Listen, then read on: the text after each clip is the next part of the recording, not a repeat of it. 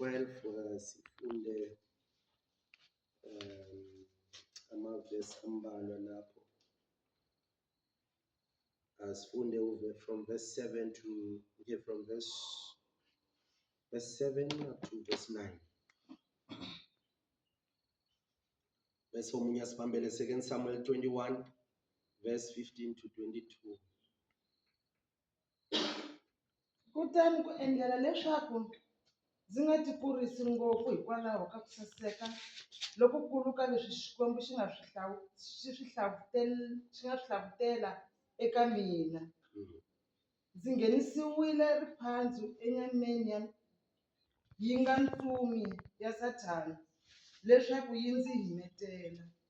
Ndzi khongerile hosi kanharhu hi mhaka ya xilo xexo leswaku xi suka ka mina.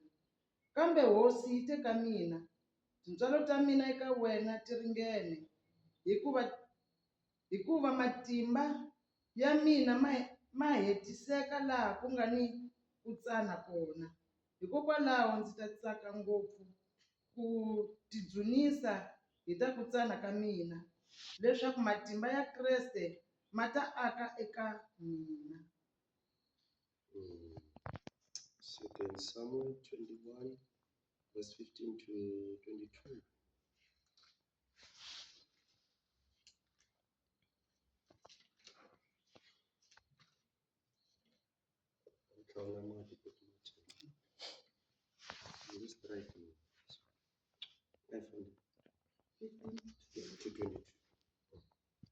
Nyimpi exikarhi ka Vafilista ni Vaisrayele yi tlhela yi pfuka. Kutani Davhida a rhilela a ya nyimpini ni malandza yena. Loko va ri karhi va lwa ni Vafilista, Davhida a karhala swinene. Ishi-Benob, munhu un'wana wa rixaka ra swihontlovila, a ri ni tlhari ra koporo leri a ri tika ku tlula 3 kg, naswona a ri ni mfumo lerintshwa. Kutani a vulavula hi ku dlaya Davhida. Kambe Abishayi n'wana Seruya a lamulela Davhida, a juma Mufilista a n'wi dlaya. Kutani masocha ma khongotela Davhida hi matimba ma ku, u nga humi nyimpi na hina, hikuva hi chava leswaku u nga tshika u timeka wena rivoni ra Israyele. Endzhaku ka sweswo ku tlhela ku va ni nyimpi ni Vafilista emutini wa Gob. Kutani Sibekayi wa le Hushi a dlaya Safu, un'wana wa rixaka ra swihontlovila. Nakambe nyimpi yi tlhela yi va kona ni Vafilista eGob. Kutani Elihanani n'wana Yani wa le Betlehem a dlaya Goliath wa le Gati. Phisela wa tlhari ya Goliath wu ringana ni musi hi ku bumbula ka rona. Enyimpini yin'wana leyi nga tlhela yi va kona eGadi a ku ri ni xihontlovila xin'wana xo hlamarisa, wanuna wa tintiho ta 6 evokweni rin'wana ni rin'wana, ni wa swikun'wana swa 6 enengeni un'wana, ni tintiho ta kona ni swikun'wana swa kona a swi endla 24. Na yena a ri wa rixaka ra swihontlovila. Loko wanuna loyi a pfuka Vaisrayele a sandza Yonathani n'wana Shimeya, makwavo wa Davhida, a n'wi dlaya. uJesu ulalela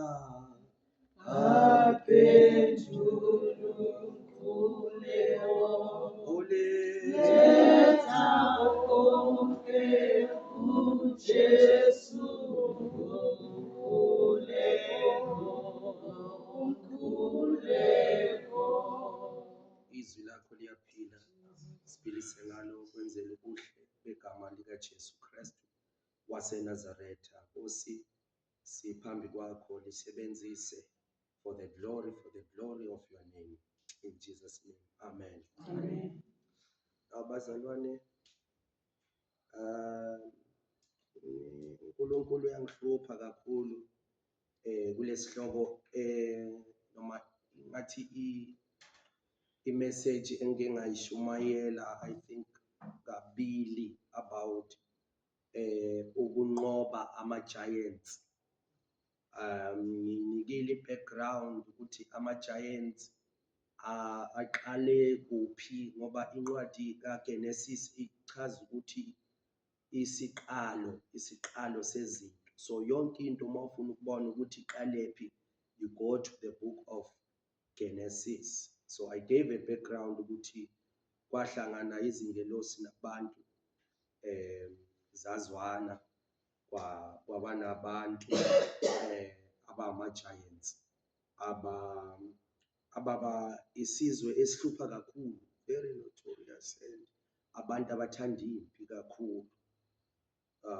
Kodwa-ke namhlanje la ufuna ukuthi sithi more deeper bese sihlanganisa lamavesi siyathandaza.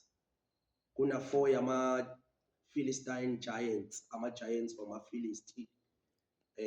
Uma ufunda ku-2 Samuel chapter 21, i-giant yokuqala kuthiwa u-Ishbai Benob. Ishbai Benob. What does Ishbai Benob stand for? It means he that dwells in the mountains. He that dwells in the mountains. U-Ishbenob wayeyi-giant yakwaFilisti. Okuthiwa he was not just a giant. All lama giants engizokhuluma ngawo I4, they were champions wakaFilisti. In other words, they were tested angazi ukuthi noma ngathi ama-ratings waseFilisti kodwa babuya bathi, because when you are said to be a champion, you must have fought battles. Then the battles, they prove you to be a champion. That's why when David elwa nesinye isidlakela saseGibhite ogama laso uGoliath, uDavide wabuzwa ukuthi ubuyapha wazini lo ophambi kwakho okunguGoliath, kusukela ebuncaneni bakhe ekhula elwa izimpi. So okusho ukuthi all these giants engikhuluma ngazo aziqalanga sezizidala ukuba ama-champion, but into abantu in the Philistine nation abakhula nayo bazi ukuthi u-Ishbai Benob is a champion ngoba kunezimpi ake wazilwa waze wabizwa ukuthi he is a champion.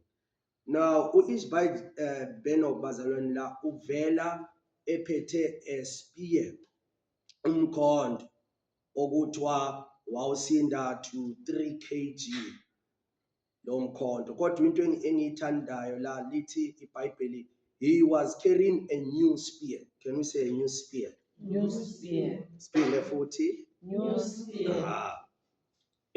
iBhayibheli alisho kodwa ngiyayicabangela ukuthi uma uGoliath introducewa kuDavid ukuthi kusukela ebuncaneni bakhe kudala ezilwa izimpi uyi-champion, bese la u-Ishbai Benob avela aphethe umkhonto omusha.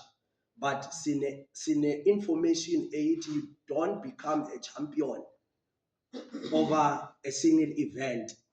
Okusho ukuthi u-Ishbai Benob always bekaba ne spear noma isikhali esisha for each and every battle. Singavumelana ukusho lokho. Okusho ukuthi from ekukhuleni kwakhe u-Ishbai Benob bekangalwi ngesikhali sabudala. Every generation bekaba okay. Unyaka nonyaka bekaba nesikhali, bekaba nespear esisha saloyo nyaka. Yithi kuphela esifuna ukuhamba ngamandla alast year kanti unyaka musha. Hallelujah. Yithi kuphela esifuna ukuhamba ngamandla alast month, kodwa la sifunda ukuthi u-Ishbai Benob isikhali esisha. He was holding a new spear, heavy 3 kg, esiphethe esandleni esisha. Bazalwane, bathi abakhulumayo, ongcono uSathane omaziyo kunalo osazomqala phansi. Okusho ukuthi uma uSathane emusha awazi nama-trick akhe. Uma kuSathane wakudala akusakuhluphi nalokho akuhlasela ngako. But this type of a giant, you wouldn't predict izinto azokuhlasela ngazo. U-Ishbi-Benob impi nempi bekanesikhala azokuhlasela ngaso. Asiye number 2 bazalwane siyabona. I-giant number 2 esiyitholayo in the same context kuthiwa uSeth. Masithi Seth. Asipinde futhi sithi Seth. All right, this giant comes after the heels of Ishbi-Benob. U-Ishbi-Benob bazalwane uma ulifunda iBhayibheli kunala efika khona ebulawa khona. Ngoba akunandaba ukuthi uSathane uza nama-strategies amasha, kodwa uNkulunkulu always uyasinikeza amandla okunqoba onke ama-strategies kaSathane. Enye yezinto ezisenza ukuthi singeke sisuke entweni yomthandazo siyeke, ngoba umthandazo uthi ohlabelela nisibona siphumelela inxa yani bazalwane yomthandazo. So bathi uSefu isidlakela igiant eyafika ezithendeni zaka Ishbi-Benob. Uke wayibuza ungumzalwane uqeda ukuncoba impi thize noma isilingo esithize kuphinde kungena esinye isilingo. Hallelujah. Amen. That's why abanye baze bathi ayiyazi ngingakakhonzi ngingakabi umzalwane engathi ama challenges bewamancane ukundlula manje sengikhonza. Into yethu bazalwane ithi ziningi inhlupheko zolungileyo kodwa uJehova uyamlwela kuzo zonke.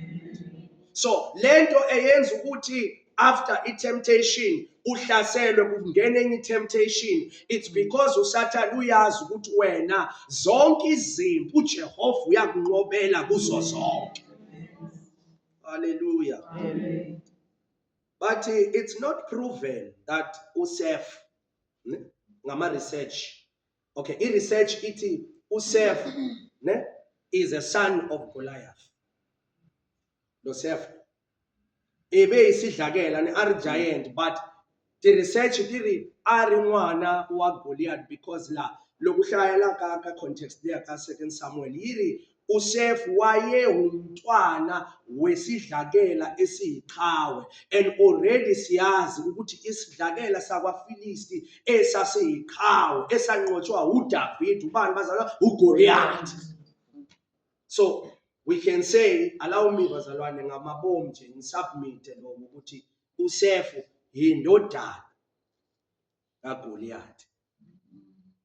Hallelujah. Amen. Phela karunwani kuloko kunqumwa Goliath inhloko urishiyelile Goliath. Lento kusukela ebuncaneni bayo ilwa izimpi. Iqhawe from ebuncaneni bayo iyenze impilo inabantwana njengoba sikhuluma. Hallelujah. Amen. Number 3. If you are writing, ngiyacela bazalwane sisi asibambe lezi zinto ngoba zizosinceda. Number 3 isidlakela kuthiwa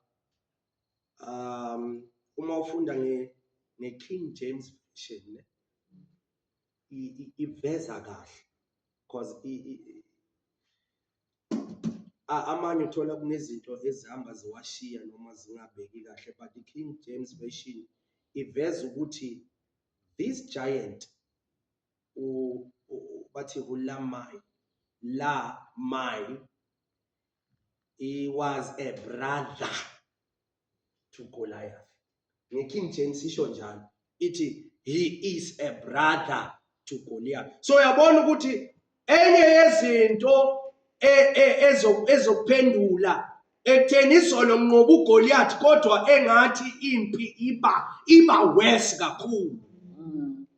Kuba kungesuye uGoliath mhlamba abantwana bakaGoliath noma abafo bakaGoliath. Kuthiwa ubhuti kaGoliath uvela ephethe umkhonto oyithusi, right?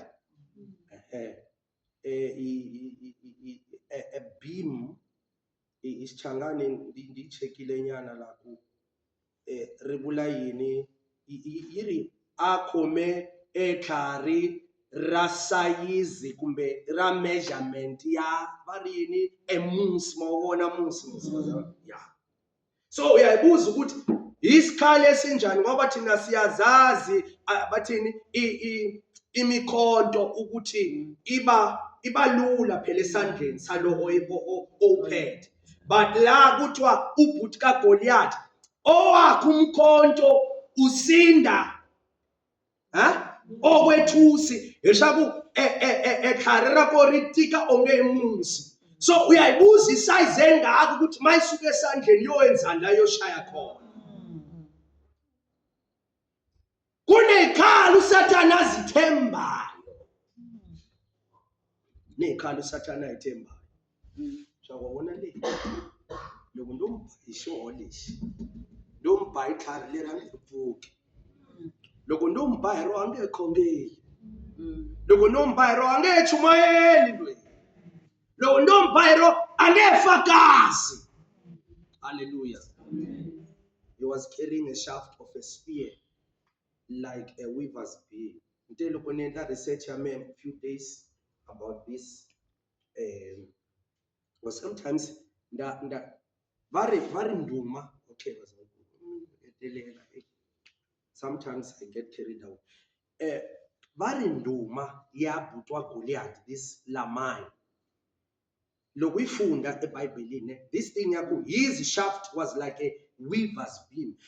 According to my ye, Yakuvari loka kome ekhare rakulingana nemunsi ne mara vari angori khome vokweni vari kota ku ri dryisa ri swa a kota ekhoma tlhara ri yisa henhla tlhela na ri tika hi giant le bazalwa. Ezinye zezimpi uSathane angakasihlaseli ngazo uyazi advertise.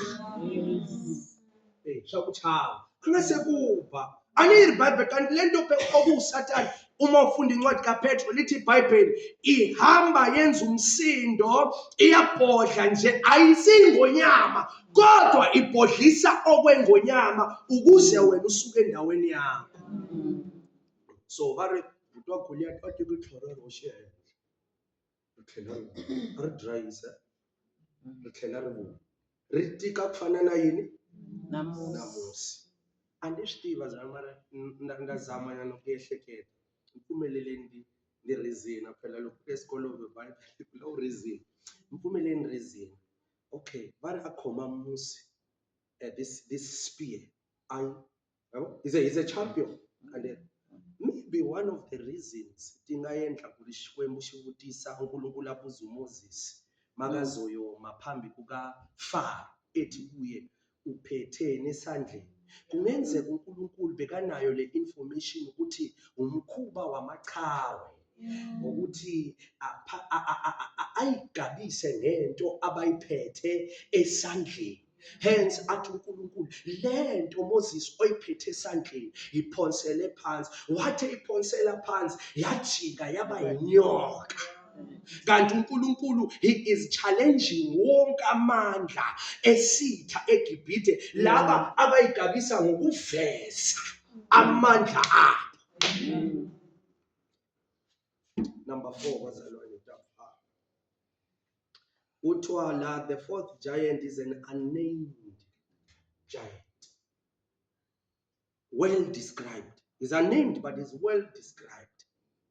Hallelujah. Bazalwane unishimo swin'wana swi well organized. Mara awuni vito ra xona awu se tshama hlangana na xona ka mona. awusetshama uhlangana na shoka amathebula and loko ku cheka history ya ka family ya ka n'we akusetshama ku va ni mxaka wa giant ya mxaka lowu wehe u hlanganaka na wona. But this unnamed giant, he stands for all things that cannot be counted. He stands for all things that are abnormal. Bazalwane, bako vanhu andiri lava ku va va na more than 5 fingers, 5 toes. But now kuya hi normality. Vanhu vafanele va va na 5 anere bazalwane. So la lithi iBhayibheli le giant le ihlukile no asibhayibheli no bekana 5 fingers on the right and to the left naseyinyaweni kodwa kuthiwa lesidlakela lesi siqhawe sina 6 ngapha. Hayi bazalwane. Nangapha sina 6. Sometimes inkinga esihlangana nazo ayizona ezinormal. uNkulunkulu whether isimo sinormal noma asikho normal uyasikhipha kuzo zonke. Amen. Hallelujah. Mehla nami kuba bakimhlolo awusethamba uhlangana na shoho efamily yawena. Ndingathi akukhuthaza namhla kuri whether the giant can be abnormal, the giant yingawumelela awukunisho swin'wana basa uzovulavula nawe phela kasi wayize ku eswilo swo karhi imhlolo. This giant bazalwane ayinga appear hi ndlela leti giant tin'wana ti appearisaka xiswona. 6 toes, 6 fingers on the other side, meaning ku esandleni bekashanga 12. Abanye bashanga 10, yena ushanga 12. Enyaweni 12. Hallelujah. Amen. Ay, Komemhla verse 15 says lapha. I think bazalwane ikhunguluka shime. Ando lapho presentela 4 giants. Ithi khomi. IBhayibheli no ehlale eintabeni uqhaza ukuthi ohlale eintabeni. Hallelujah. Hlala kuphi eintabeni. Angazi bazalwane kodwa ngivumeleni ngicabange uma kunesidlakela esivusa impi empilweni yomuntu esivela kuthiwa he that dwells in the mountains kungenzeka enye eyenza uDavide enye into yenza uDavide ahlabelele iqule lithi ngiphakamisela amehlo ami ezintabeni. Kungenzeka uDavide nakahlabelela njalo beka counteract nazo zonke izinto namadimoni imimoya evela kubazalwane ezintabeni. Hallelujah. Shimanyile ka David akwa naloko kuri na sidlakela leti tshamaka kwini etintshaveni mara menta tlakusela mahlo yanga. I will lift up my eyes to the hills. 15 foot. Seven. Nyimpi exikarhi ka vaFilista ni vaIsirayele yi tlhela yi pfuka. Kutani Davhida a rhelela a ya nyimpini ni malandza ya yena. Yebo. Loko va ri karhi va lwa ni vaFilista, Davhida a karhala swinene. Bazalwane angazi ngicela ngifuna nincede namhlanje ngoba iyangibusisa mina lento engiyifunda. Angazi ukuthi yini leyo ukuthi uNkulunkulu alinde David acala phela amandla bese esephela amandla kuze foya leidlakela. Yabo bezingqono idlakela zifike David enamandla. Ngoba uDavide wake wambulala uGoliath. Yes. Kodwa lithi iBhayibheli uDavid waphuma namaIsrael bathi bayolwa. Besathi bayalwa lithi iBhayibheli David waphelelwa yini amandla. Sekuphela amandla uvela foya amajaya. Bazalwa namhlanje angifuni ukukhuluma ngeidlakela ezivela unamandla. Ngifuna ukukhuluma ngeidlakela eziza ungenawo amandla. Haleluya. Amen. Ukuthi amusibone xiyimo lexiya xi taka uzoka lexo la tandhetisa. Hayi mavabyi lamo la tandhetisa. Ngisanda ukuthola ireport ethi kunento eyenzekile. Ngisashayeke njalo kuvele enye ireport on the other side. Lithi Davide wayephela amandla belwa. Base kwavela lendla. Amen. Ukuthi amubona kwala unge hayi into ncenga. Sathana ahlasela kuncenga kulokunye. Uthi hayi okuncane nje ngiqhuba unyaka uphele. Sathana ahlasele kona lokho kuncane. Haleluya. Ithe phela amandla uDavide kwavela lidla ke lesine. Avela uIshbinayi Benob uvela uphethe isikhali esisha. Kwangcono uma bekazohlasela ngesikhali uDavide asaziyo. Mara ngawumelela ikhari le Davide ridibana. Ngapha uDavide akanawo amandla. Ngapha uSathane uvela ngento entsha. Ayinjalo impilo yokukholwa. Vutomi bya kukholwa byi tani bya vukreste byi tani. Haleluya. Kuvela into ongayazi ivuke ebantwaneni ungayi-understand. Thabiyazi. Wake wagula umntwana kodwa hayi ngalento.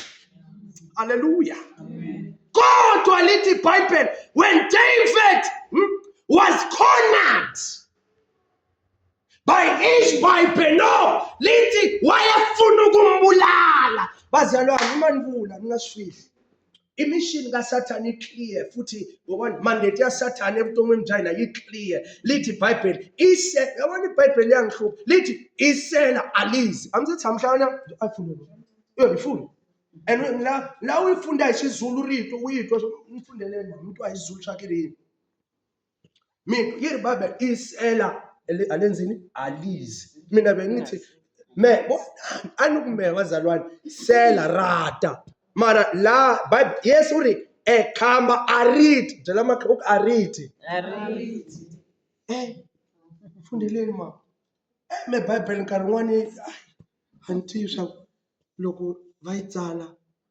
Isela kalizi kungokweba. Hayibo.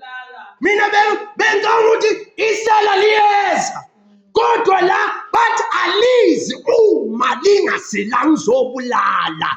Hallelujah. In other words bazalwane uyayazi into usathanazela yona empilweni yakho.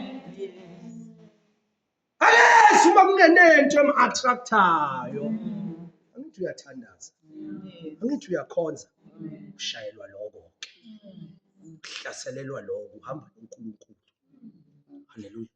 Bathi sela alenzini bazalwane alizi. Okusho yona kona ukuthi uma bazalwane shingo lokhu sibona engakushaya qangelanyane kule shala wa leswi swi nga ta xitisa. Xa fambela. Haleluya. Amen. UNkulunkulu akasincede bazalwane. Thi ngihlanganiseke. Bathi lama giant eza Davide akanamandla. Ita David anganayini? La sifunda khona 2 Corinthians chapter number 12. To Paul. Angazi noma uthi ngibona umuntu ne uthi angazi ukuthi lo muntu ebesenyameni noma ebesemzimbeni. Uthi ngabona imfihlo, ngabona imystery, ngabona irevelation. Uthi entweni engiyibonile uthi ngabe ngiyayigabisa, ngabe ngiyaziprouda ngoba I've seen into abantu abangayibonanga.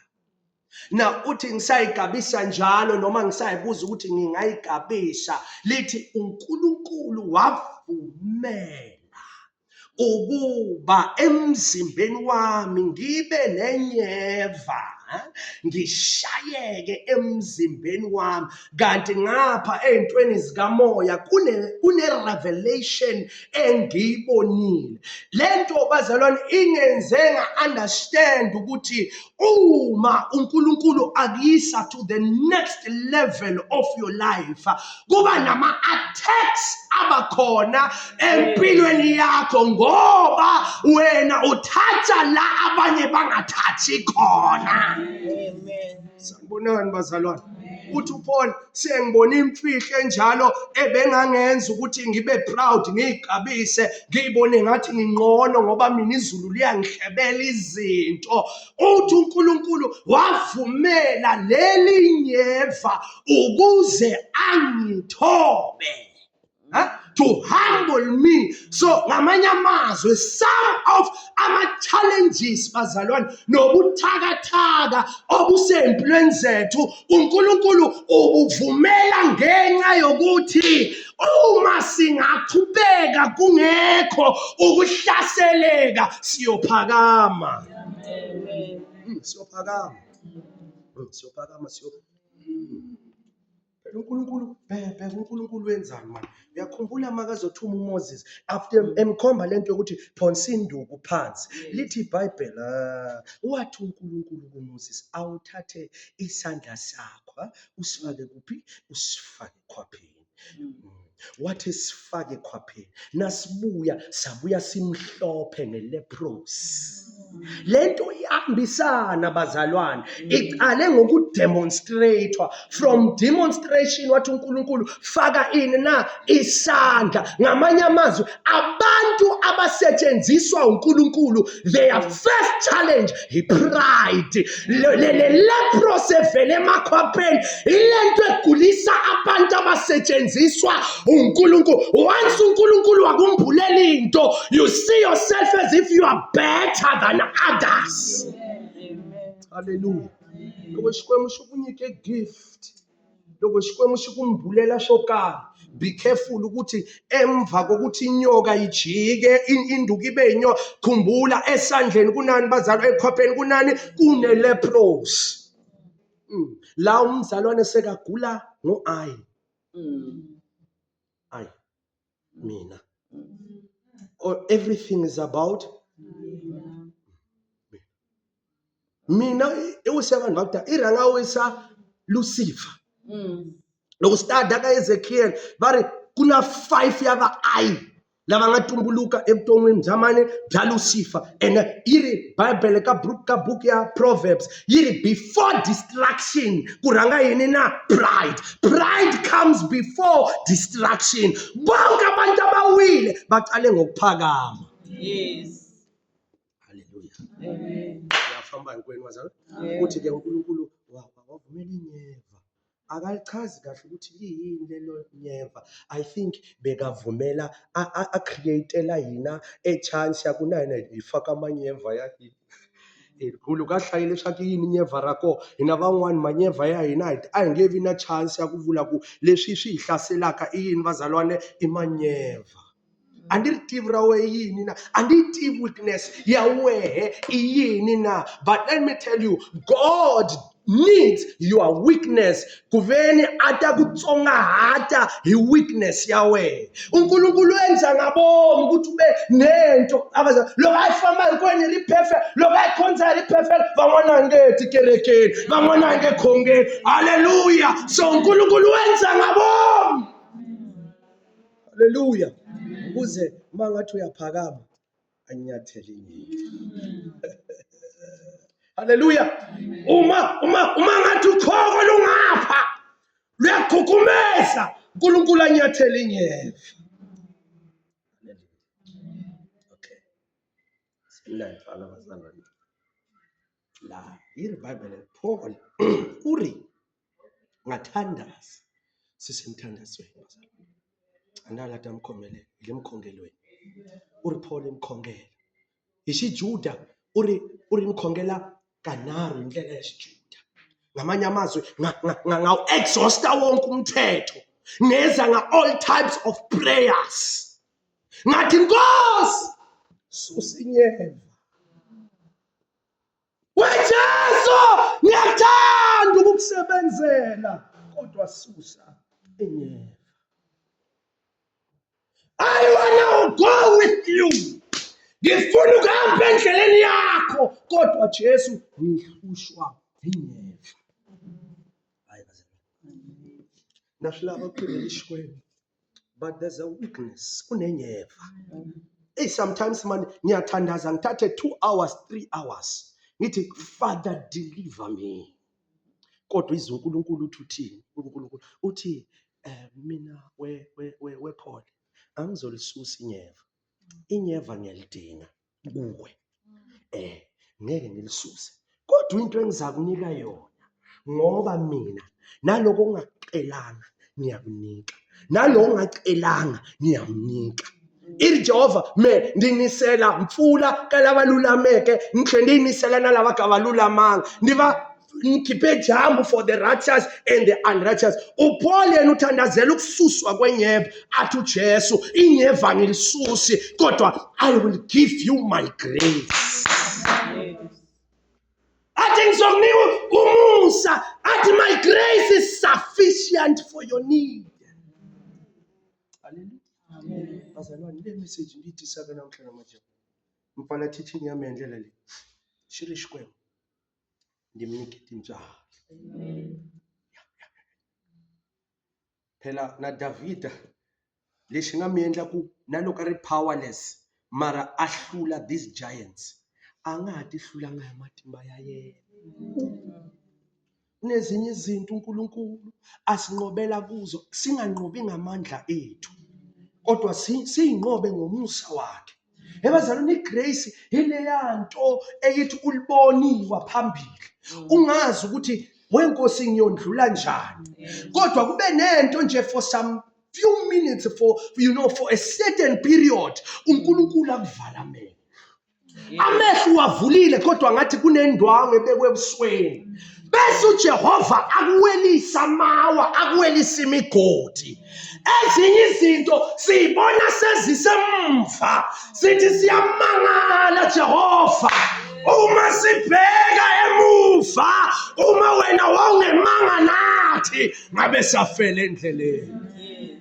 Bazalwane, let's cry for the grace of God. Yes, Father. Lava irinela timcha or my grace is sufficient. Kuna la Paul lokusafala kako iri sendi Johnze na ku rejoice eti weakness intame. Atu Paul nakakhuluma athi sengiyibonile lento. Hayi bazalwane ngiyibonile lento yokuthi la manganawa mazokhuluma kulamazwi abakhona. Anti ukuthi akubona na ungari na shona ni strength mara strength uzuthi ku strength le style queen. Paul when I'm weak I'm strong. That's why I'm strong. Asambeni ngalento bazalwane. uNkulunkulu akabafuna abantu aba strong. Kodwa abantu bazalwane. Abantu aba weak badinga uNkulunkulu o strong. Yes. Ishintshe lento yakho yokuthi na uzwa amandla emzimbeni uthi I'm powerful. Akekho umuntu o powerful la. Hallelujah. Amen. There's no powerful Christian. But we go with the powerful God. Amen. Hallelujah. Sidinga uNkulunkulu ukuze sibe namandla. Sinawo amandla okukhuluma. Ngisho namandla okushumayela sinawo. Namandla okuthandazela abantu asinawo. Kodwa sidinga uNkulunkulu onamandla. Cela sihlabelele.